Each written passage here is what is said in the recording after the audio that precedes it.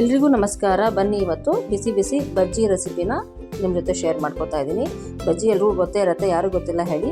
ಪಾಲಕ್ ಮತ್ತು ಸಬ್ಬಸಿಗೆ ಸೊಪ್ಪನ್ನು ಉಪಯೋಗಿಸ್ಕೊಂಡು ಒಂದು ಹೆಲ್ದಿ ಬಜ್ಜಿ ಮಾಡೋಣ. 1 ಕಪ್ ಕಡಲೆ ಹಿಟ್ಟು, ಒಂದು ಈರುಳ್ಳಿನ ಸಣ್ಣ ಕಟ್ ಮಾಡಿ ಹಾಕೋತಾ ಇದ್ದೀನಿ. ಪಾಲಕ್ ಸೊಪ್ಪು ಮತ್ತು ಸಬ್ಬಸಿಗೆ ಸೊಪ್ಪನ್ನು ಸಣ್ಣ ಕಟ್ ಮಾಡಿ ಸೇರಿಸ್ಕೊತಾ ಇದ್ದೀನಿ.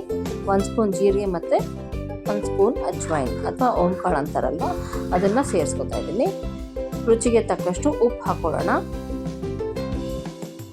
ನಾನಿಲ್ಲಿ 2 ಸ್ಪೂನ್ ಹಾಕೋತಾ ಇದ್ದೀನಿ. ಆಮೇಲೆ ಖಾರಕ್ಕೆ ಖಾರದ ಪುಡಿ, ನಿಮ್ಮ ಖಾರಕ್ಕೆ ತಕ್ಕಂತೆ ನೋಡ್ಕೊಂಡು ಹಾಕ್ಕೊಳ್ಳಿ.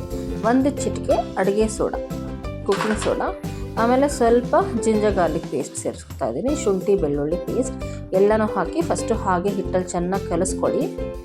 ಈಗ ನೀರು ಹಾಕೋಕ್ಕೆ ಹೋಗಬಾರ್ದು.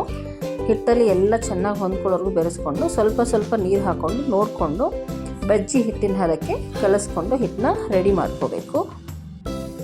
ನೋಡಿ, ಈ ಥರ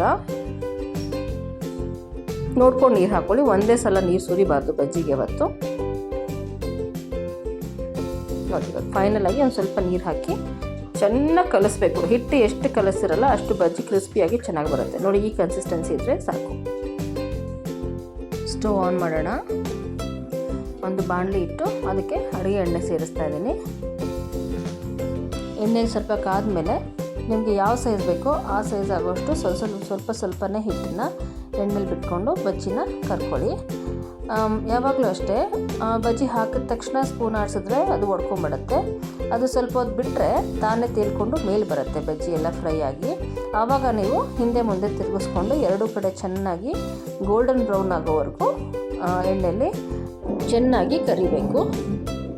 ಬಿಸಿ ಬಿಸಿಯಾದ ರುಚಿಯಾದ ಕ್ರಿಸ್ಪಿಯಾದ ಬಜ್ಜಿ ತಿನ್ನಲು ಸಿದ್ಧವಾಗಿದೆ. ನೀವು ಒಂದ್ಸಲ ಟ್ರೈ ಮಾಡಿ. ಚಾನಲ್ನ ಹೊಸದಾಗಿ ನೋಡ್ತಿದ್ರೆ ಸಬ್ಸ್ಕ್ರೈಬ್ ಮಾಡ್ಕೊಂಡು ನೋಡಿ. Thank you so much.